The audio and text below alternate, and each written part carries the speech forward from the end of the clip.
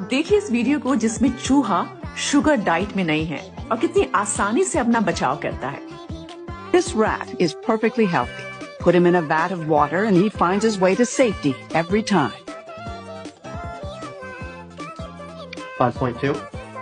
अब देखिए इस वीडियो में जहाँ चूहा शुगर डाइट में है और उसको कितना समय लगता है अपने आप को बचाने में। Now, look at this guy.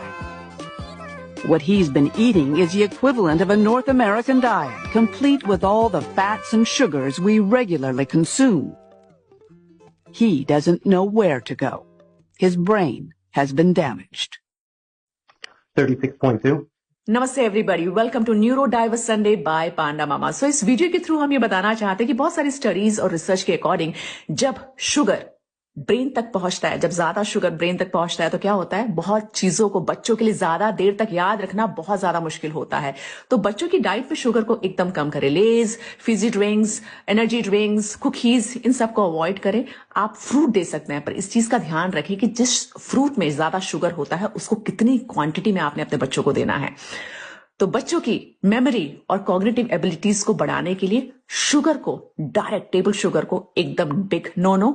Chips, Lay's, fizzy drinks और एनर्जी ड्रिंक्स को बिग नो नो।